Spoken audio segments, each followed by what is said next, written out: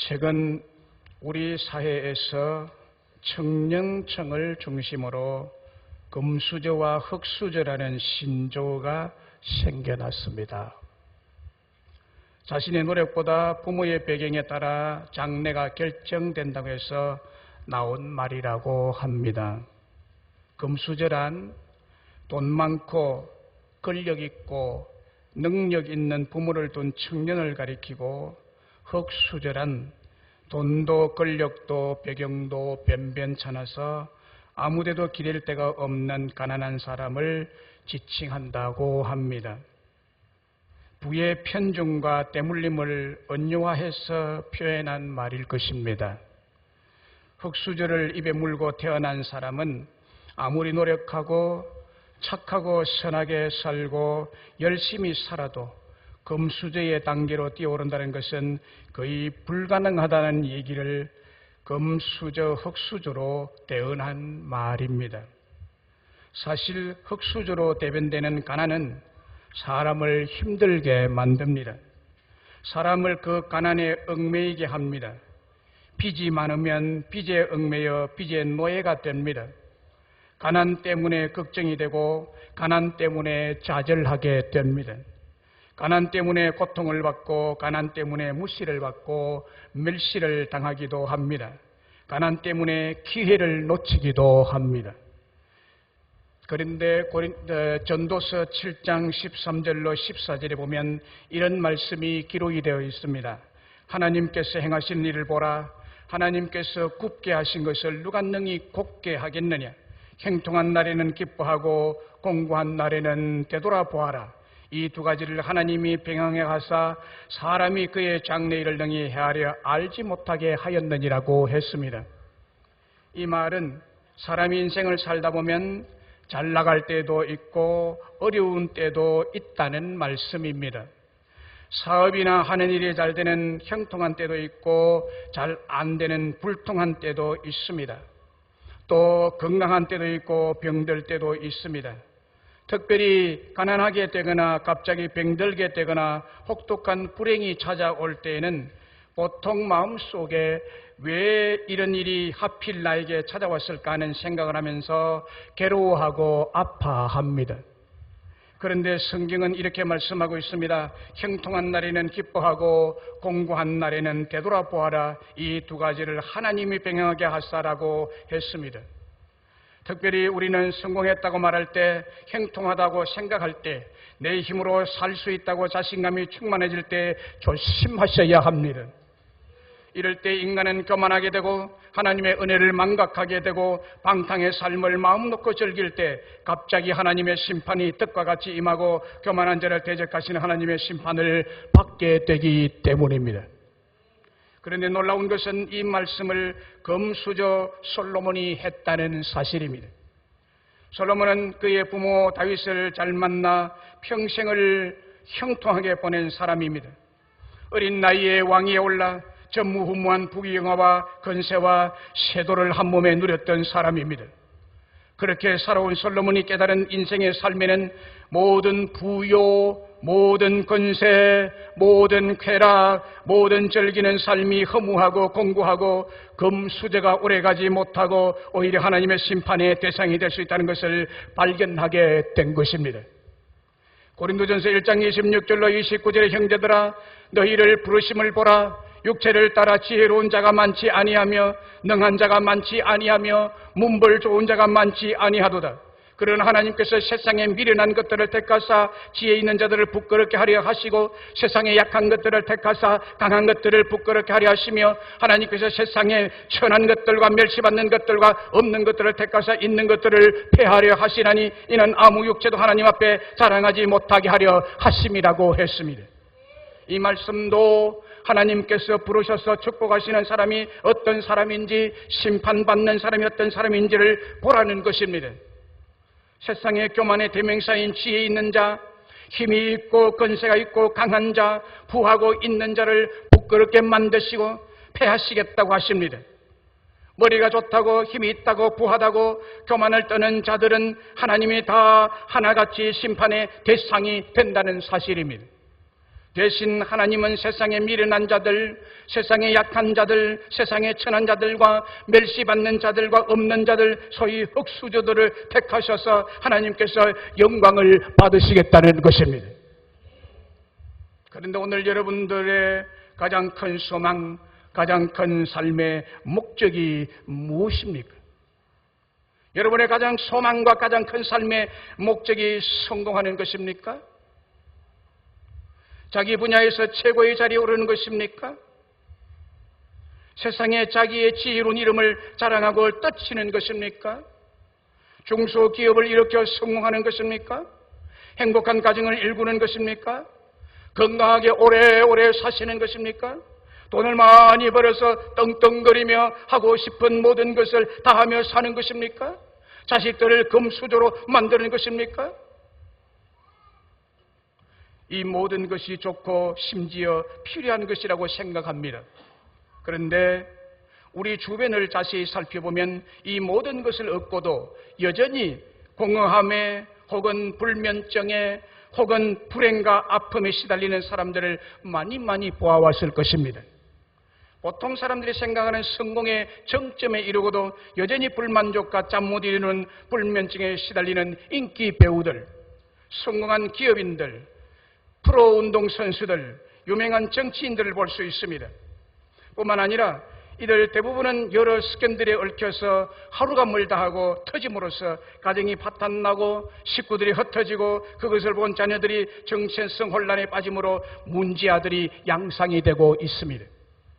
오늘 한국 사회에 불거진 미투 사건은 무엇을 말해주고 있는 것일까요? 가진 것이 많고 권세를 쥐고 있다는 것이 인생의 진정한 행복을 주지 못하고 오히려 허무함 속에서 많은 사람들이 마약과 술, 비정상적 변태적 습성과 불륜에 빠져 패망의 길로 가고 있다는 것을 반증해 주는 말일 것입니다.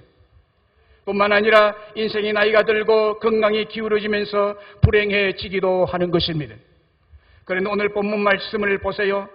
비록 무화과 나무가 무성하지 못하며 포도나무에 열매가 없으며 감람나무에 소출이 없으며 밭에 먹을 것이 없으며 우리의 양이 없으며 외양간에 소가 없을지라도 나는 여호와로 말미암아 즐거워하며 나는 구원의 하나님으로 말미암아 기뻐하리로다 했습니다. 무화과 나무가 무성하지 못하며 포도나무 열매가 없으며 감람나무에 소출이 없으며 밭에 먹을 것이 없으며 우리의 양이 없으며 외양간에 소가 없다는 것은 정말 가난한 삶인 것입니다. 그럼에도 오늘 말씀을 기록한 하박국 선지자는 기뻐하고 즐거워한다는 것은 무엇 때문일까요? 그 이유는 여호와 하나님이 우리의 구원의 원천이시기 때문입니다. 오늘 18절에 나는 여호와로 말미암아 즐거워하며 나의 구원의 하나님으로 말미암아 기뻐하리로다 했습니다. 우리에게 구원을 주시고 또 우리의 구원을 유지시켜 주시는 분은 여호와 하나님이시라는 것입니다. 그리고 아무리 가난해도 그 가난이 하나님께서 주신 우리의 구원을 빼앗을 수 없다는 것이 오늘 본문의 고백인 것입니다.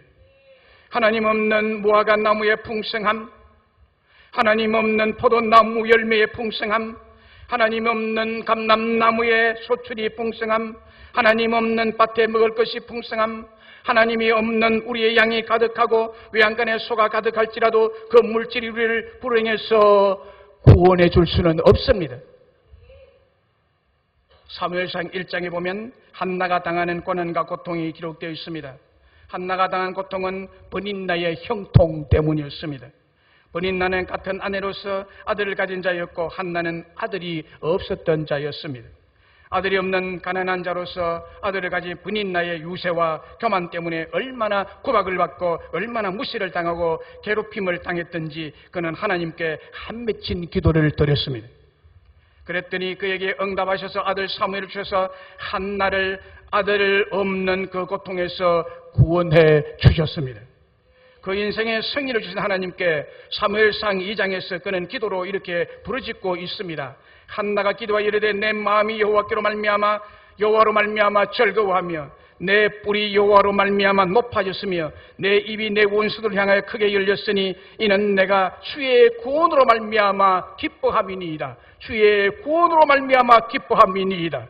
여호와와 같이 거룩하신 이가 없으시니 이는 주밖에 다른 이가 없고 우리 하나님 같은 반석도 없으심이니이다.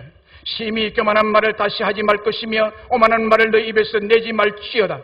여호와는 지식의 하나님이시라 행동을 달아보시느니라.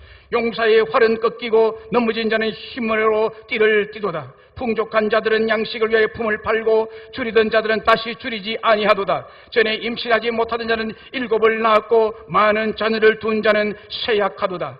여호와는 죽이기도 하시고 살리기도 하시며 수월에 내리기도 하시고 극에 올리기도 하시는도다. 여호와는 가난하게 하시기도 부하게도 하시며 낮추기도 하시고 높이기도 하시는도다. 가난한 자를 진토에서 일으키시며 빈궁한 자를 거름더미에서 올리사 귀족들과 함께 앉게 하시며 영광의 자리를 차지하게 하시도다. 땅의 기둥들은 여호와의 것이라. 여호와께서 세계를 그것들 위해 세우셨도다. 그가 그의 거룩한 자들의 발을 지키실 것이요 악인들을 흑암 중에서 잠잠하게 하시리니 힘으로는 이길 사람이 없음이로다. 여호와를 대적하는 자는 산산이 깨어질 것이라. 하늘에서 우레로 그들을 치시리로다. 여호와께서 땅끝까지 심판을 내리시고 자기 왕에게 힘을 주시며 자기의 기름 부음 받은 자의 뿔을 높이시리로다 했습니다. 한나간 내 마음이 여호와로 말미암아 즐거워하며 내가 주의 구원으로 말미암아 기뻐한다고 노래하고 있습니다. 왜냐하면 힘이 있다고 부하다고 하던 교만한 자들을 하나님께서 꺾으시고 가난하게 만들어서 양식을 위해 품을 팔게 만들어버리고 낮추어 버리셨다는 것입니다. 번인날을 빗대어 하고 있는 말입니다. 그리고 하나님의 은혜도 망각하고 하나님을 대적하는 자를 산산이 깨어버리고 하늘에서 우레로 그들을 치실 것이라고 여호와께서 땅끝까지 교만한 자들을 심판을 내리심으로 아들이 없고 가난하고 고통스러운 현실에 있는 자기를 구원해 주셨다는 것입니다. 한나의 고백은 여호와 하나님만이 자신의 구원의 원천이고 자신을 구원한 근본이라고 말씀하고 있습니다.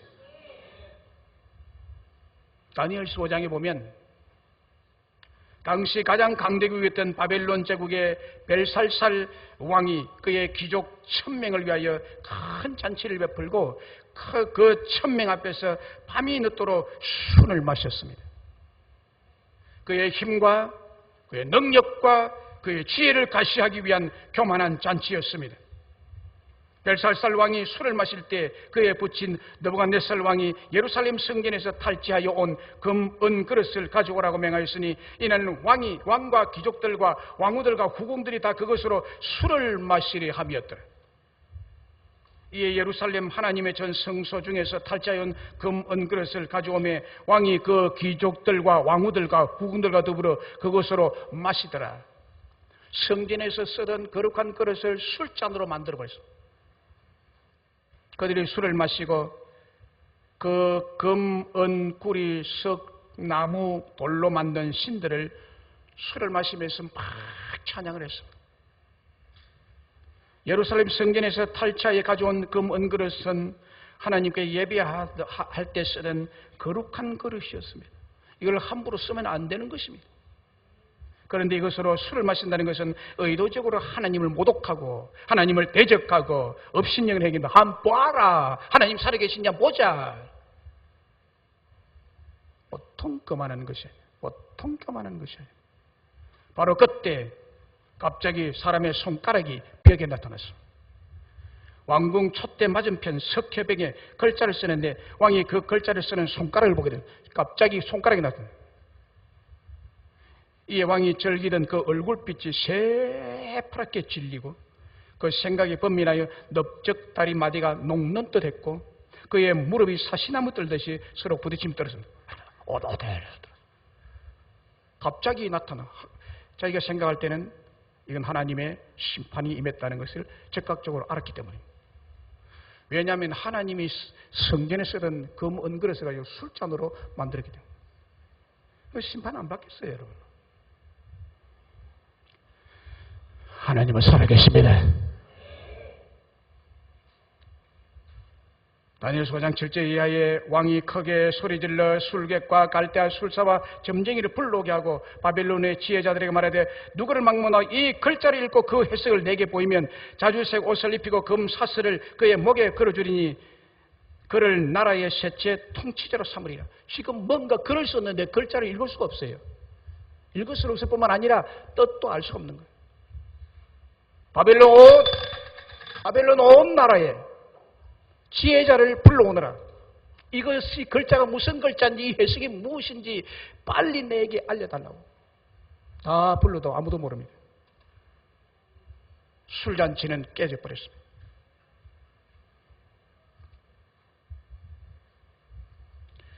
이에 다니엘을 부름을 받습니다. 왕 앞에 와서 이렇게 말합니다. 당신의 아버지 느부갓네살 왕이 마음이 높아지며 뜻이 완악하여 교만을 행함으로 그의 왕위가 폐한바되며 그의 영광을 빼앗기고 사람 중에 쫓겨나서 그의 마음이 들짐승의 마음과 같았고 또 들나귀와 함께 살며 또 소처럼 풀을 먹으며 그의 몸이 하늘 이슬에 젖으며 지극히 높으신 하나님이 사람 나라를 다스리시며 자기의 뜻대로 누구든지 그 자리에 세우시는 줄 알기에 이르렀나이다. 벨살살이여, 왕은 그의 아들이 되어서 그것을 다 알고도 아직도 마음을 낮추지 아니하고 도리어 자신을 하늘의 주제보다 높이시며 그의 성전 그릇을 왕 앞으로 가져다가 왕의 귀족들과 왕후들과 왕궁들이 다 그것으로 술을 마시고 왕이 또 보지도 듣지도 알지도 못하는 금은 구리 쇠 나무 돌로 만든 신상들을 찬양하고 도리어 왕의 호흡을 주장하시고 왕의 모든 길을 작정하시는 하나님께는 영광을 돌리지 아니한지라. 이러므로 그의 앞에서 이 손가락이 나와서 이 글을 기록하였나이다. 기록된 글자는 이것이니 곧 메네 데겔 우바르신. 이런 글자를 써. 갑자기 술잔치가 벌어진 그 백메네,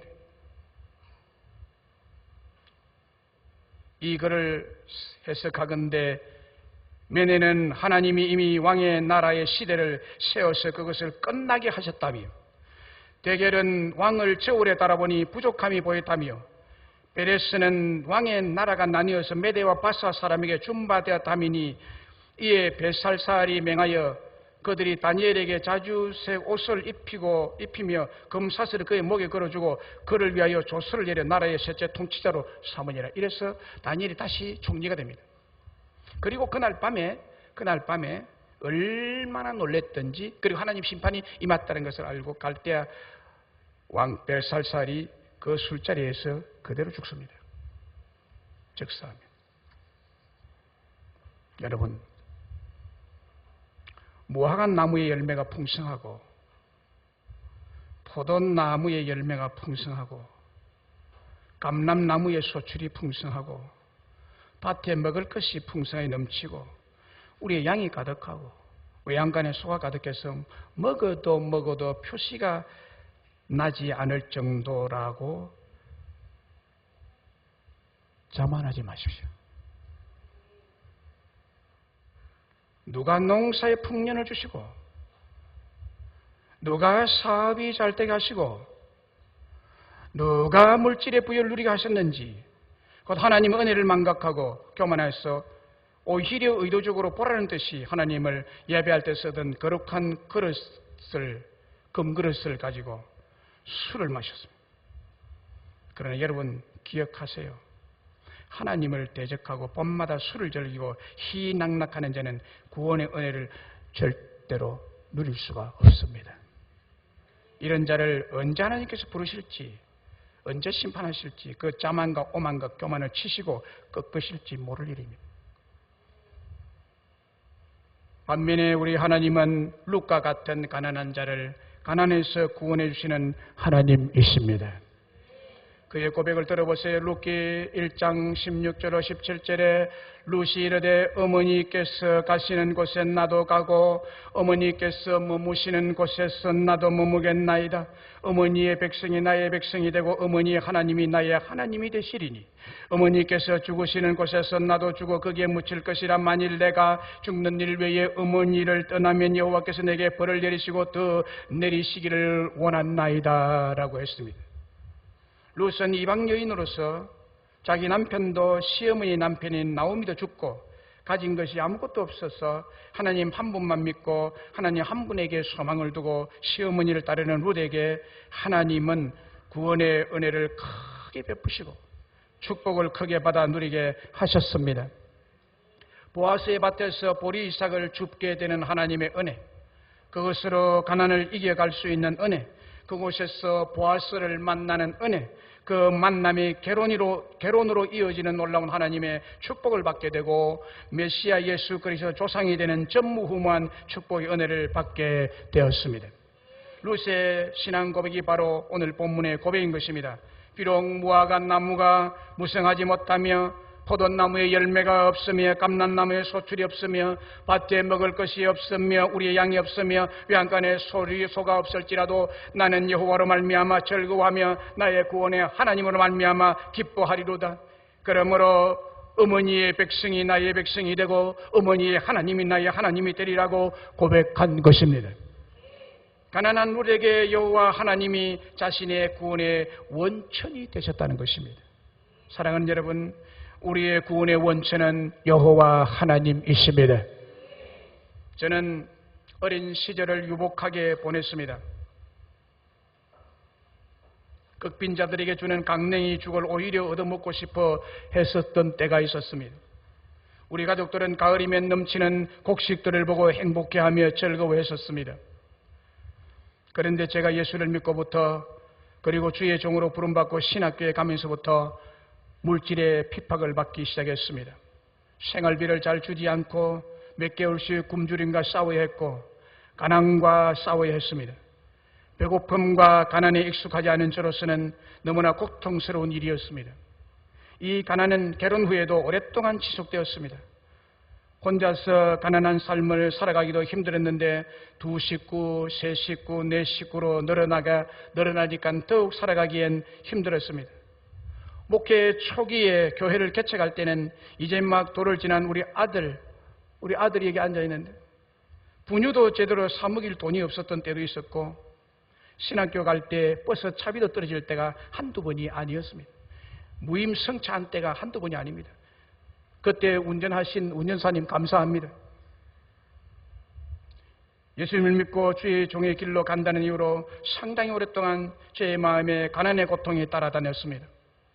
그런데 성경을 읽기 시작하고 성경을 가르치고 설교를 하면서 하나님 말씀 속에는 부요의 축복과 풍성함의 축복과 30배, 60배, 100배, 1000배의 축복, 형통의 축복, 그리고 충만함의 축복을 받을 수 있다는 말씀이 제 마음에 깊이 다가왔습니다. 창세기 1장 28절의 말씀, 창세기 39장에서 요셉의 형통, 신명기 28장의 풍부한 축복, 말라기 3장 10절에 창고가 넘치는 축복의 말씀, 요한복음 10장 10절의 말씀들이 제 마음과 의식을 완전히 뒤바꾸어 놓았습니다. 핍절에서 풍부로, 저주에서 축복으로, 실패에서 승리로, 부정에서 긍정으로 혁명이 일어남을 경험하고 체험을 했습니다. 그리고 아들, 딸 둘을 키우면서 그리고 교인들을 말씀으로 양육하면서 하나님 아버지의 마음을 깊이 깨닫게 되었습니다. 아버지는 자녀들에게 핍절하게 고생하면서 사는 것을 원하는 것이 아니라 풍성하고 형통한 삶을 누리며 살기를 원하는 것을 알게 되었습니다. 그래서 저는 하나님은 나의 구원의 원천이십니다 라고 고백할 수가 있습니다. 우리 하나님의 구원하심은 요한 3서 1장 2절의 말씀대로 영혼이 잘됨과 같이 범사가 잘되고 육신이 강건하도록 구원의 길을 열어가시는 줄로 믿습니다. 이 사실을 한마디로 요약한다면 하나님이 우리의 구원의 원천이시라는 사실입니다. 왜냐하면 하나님은 우리의 구원자인 동시에 우리의 행복자가 되시기 때문입니다. 아무것도 없어도 나는 여호와로 말미암아 즐거워하며 나의 구원의 하나님으로 말미암아 기뻐하는 이유가 또 무엇일까요? 두 번째는 하나님이 우리의 고난 중에 힘의 원천이 되기 때문입니다. 힘의 원천이 됩니다. 여호와 하나님이 내 힘이 되신다는 거예요. 19절에 주 여호와는 나의 힘이시라. 나의 발을 삽선과 같게 하사 나를 나의 높은 곳으로 다니게 하시리로다 했습니다. 하박국 선지자가 현재 당하고 있는 고난에 대해서 16절에서 엿볼 수 있습니다. 그 위에 17절 위에 16절에 보면 내 창자가 흔들렸고 그 목소리를 말미암아 내 입술이 떨렸도다.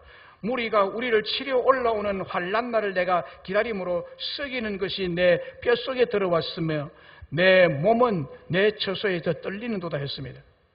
뼈가 썩어 들어가는 듯한 고통, 창자가 흔들리는 단장의 아픔, 입술이 떨리고 몸이 떨리는 극한 환난을 당하고 있다는 것입니다. 이 극한의 환난은 왜 왔느냐? 이 환난은 당시 대제국이었던 바벨론이 강한 해오리 바람처럼 유다 나라를 침공했습니다. 말을 타고 수십만의 군대를 이끌고 한꺼번에 그냥 유다 나라를 확 휩쓸었습니다. 거기에 어떤 집이든지 어떤 사람이든지 밟히면 비참하게 찍혀서 죽는 것이고 밟혀서 죽는 것입니다. 나라 전체를 쑥대밭으로 짓밟아 놓았습니다. 무화과 나무밭을 짓밟아 놓았고 포도 가수원을 불태워버렸고 감람나무를 모조리 베어버렸고 밀밭을 불태웠고 양우리를 탈취하고 소외양간을 탈취해 가버렸습니다. 그러니까 아무것도 없이 완전히 나라가 바벨론에 망해버리는 것을 눈으로 보니까 뼈가 썩어 들어간 듯한 고통과 창자가 흔들리는 단장의 아픔과 입술이 떨리고 몸이 떨리는 극한 공포 속에 빠져들게 됐습니다. 그런데 보세요. 이런 극심한 환난의 공포 속에서도 하나님이 나의 힘이라고 놀라운 고백을 하고 있다는 사실입니다. 하나님이 나의 힘이래. 여러분의 힘은 뭡니까? 자신감, 젊음, 난 할 수 있다, 이거 아니에요. 다 물거품이에요. 사상누각입니다. 우리의 힘은 여호와 하나님이십니다. 아무리 큰 고통이나 환난이 닥쳐와도 하나님께서 힘이 되어주시고 하나님께서 곧 나의 힘이 되신다면 고난을 극복할 수 있을 줄을 믿습니다. 그리고 나의 발을 사슴과 같게 하사 나로 나의 높은 곳에 다니게 하시리로다 했습니다. 이 뜻은 사슴은요 발이 매우 가볍습니다. 사슴은 매우 민첩합니다. 사슴은 매우 빠릅니다. 사슴은 그 달리는 힘이 매우 강합니다. 아주 험하고 아주 높고 뾰족한 절벽 바위산도 아주 쉽게 타고 다니는 것이 사슴입니다. 현 사태가 험산줄령 같은 환난의 때라도 오히려 사슴이 험산줄령을 힘있게 가볍게 높은 곳에 다니듯이 하나님께서 자기를 그와 같이 다니게 하실 것이라는 것입니다. 하나님의 힘이 그를 높은 곳에 사슴같이 다니게 하실 것이라고 하박국은 고백하고 있습니다. 여기에 높은 곳이라는 뜻은 힘을 발휘할 수 있는 높은 지위라는 뜻도 있고 또 낮은 곳에서는 볼 수 없고 보이지 않던 것을 높은 곳에서 올라가니까 멀리 그리고 자세히 다 내려다보고 알 수 있는 안목을 말합니다. 이 비참한 전쟁의 환난을 통해서 하나님은 전에 보이지 않았던 것, 전에 볼 수 없었던 것을 보게 하신다는 뜻입니다. 하나님은 우리를 높은 곳에 올리셔서 미래를 볼 수 있는 힘을 주신다는 뜻이 사슴으로 하여금 높은 곳에 다니게 하신다는 뜻입니다. 높은 곳에 올라가 보세요. 다 보입니다. 다 보입니다. 그런 힘을 우리에게 주신다는 거예요. 다 볼 수 있는 힘. 하나님 주시는 힘입니다. 그것을 소위 비전의 힘입니다. 높은 곳에 다니게 한다는 건 높은 곳에서 다 보고 깨닫고 알고 행동하도록 하신다는 거예요. 이게 여호와 하나님 주시는 힘이라는 거예요. 비전의 힘입니다. 하박국은 선지자였지만 하박국 1장 2장에서는 하나님께서 하시는 역사, 하나님께서 하시는 섭리, 하나님께서 하시는 일에 대해서 정확하게 이해를 하지 못했습니다. 그래서 가만히 보니까요, 여러분 중에도 이런 생각하실 분이 있을 것입니다. 가만히 보니까 악인이 더 불을 누기고 더 잘 먹고 악인이 더 살이 오르고 기름이 끼어서 배가 더 튀어나오고 잠도 더 잘 따고 더 행복해 보였습니다. 교회 다니는 나는 뭐냐? 교회 다니는 너는 뭐냐? 이것을 하박국은 어떻게 악인이 이렇게 평안하며 번영할 수 있느냐? 의문을 제시했습니다. 이해가 안 되는 것입니다. 반면에 어떻게 거룩하고 의로운 하나님의 백성이 고난을 받으며 가난하게 살아갈 수 있느냐? 바벨론에게 짓밟히느냐? 이런 의문이 들었습니다. 이때 하나님께서 그에게 응답하십니다. 오직 여호와는 그 성전에 계시며 여호와는 주의 일을 소년 내에 부응하게 하실 것이니라 라는 응답이 하박국에 왔습니다. 그리고 하나님은 자기를 사슴과 같이 높은 곳에 들어 올리시고 지금까지 보지 못했던 미래를 보게 되었습니다. 그 미래라는 것은 지금 번성하고 무서운 세력과 부유함과 힘으로 유다 나라를 점령하고 괴롭게 하지만은 그 바벨론이 그의 교만으로 말미암아 망하게 될 것이라는 것을 본 것입니다. 그때 유다 나라는 모든 것이 회복될 것임을 미리 하박국 선지자가 보게 된 것입니다. 사슴같이 높은 곳에서 하나님께서 자기를 위해 역사하시고 회복시키실 미래를 바라보니까 이와 같은 고백이 절로 나오는 것입니다. 주 여호와는 나의 힘이시라. 나의 발을 사슴과 같게 하사 나를 나의 높은 곳으로 다니게 하시리로다. 보니까 이런 고백이 나오는 것입니다. 하나님의 역사를 보십시오. 여러분의 힘은 여호와 하나님에게서 나오는 줄로 믿습니다. 시편 18편 1절 2절에 나의 힘이신 여호와여 내가 주를 사랑하나이다. 여호와는 나의 반석이시여 나의 요새시여 나를 건지시는 이시여 나의 하나님이시여 내가 그 안에 피할 나의 바위시여 나의 방패시여 나의 구원의 뿌리시여 나의 산성이시로다. 32절 33절에 이 하나님이 힘으로 내게 띠띠우시며 내 길을 완전하게 하시며 나의 발을 암사슴발 같게 하시며 나를 나의 높은 곳에 세우시며 라고 해서 오늘 본문 말씀과 똑같은 말씀을 시편 18절에서도 18장에서 말씀하고 있습니다. 다윗은 개인적으로 많은 고난을 당한 사람입니다. 사망의 음침한 골짜기를 수도 셀 수 없을 정도로 다녔던 사람입니다. 목마르고 배고프고 고독한 생명의 위협도 여러 번 넘겼던 사람입니다. 이런 고난을 다윗은 어떻게 이겨낼 수 있었다고 합니까? 하나님께서 자신에게 힘이 되어 주셨기 때문이라고 하고 있습니다. 암사슴의 발 같은 힘을 주셨기 때문에 아무것도 없고 아무것도 아닌 자기를 높은 곳인 이스라엘 왕으로 세우셨다는 것입니다. 요즘 말로 하면 흙수저를 금수저로 만드셨다는 거예요. 하나님의 힘은 대단합니다. 하나님의 힘은 위대합니다. 하나님의 힘은 전능의 힘입니다. 하나님의 힘은 기적을 만들어내는 힘입니다. 이 하나님의 힘이 우리를 도우시는 힘이십니다.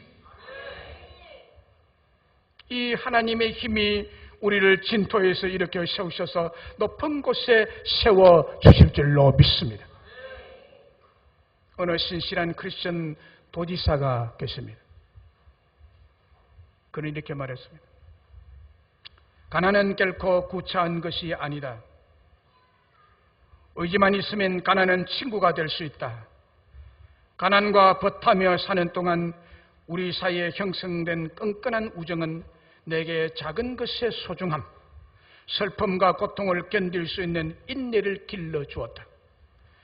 가슴에 알알이 맺힌 엉어리들은 단단한 근육이 되어 이제 광야 같은 세상의 칼바람을 막아주는 방패가 되었다. 약은 쓸수록 몸을 이롭게 하고 그름은 고약한 냄새를 풍길수록 향기 진한 꽃을 피운다. 뜨거운 눈물은 소년을 철들게 하고 가난은 힘이 쓸수록 가슴에 품은 꿈을 단단하게 한다라고 고백했습니다. 그의 혹독한 가난을 이기게 한 힘은 다름 아닌 그의 내면에 있었던 신앙의 힘, 곧 하나님이 주신 힘이었다고 고백하고 있습니다.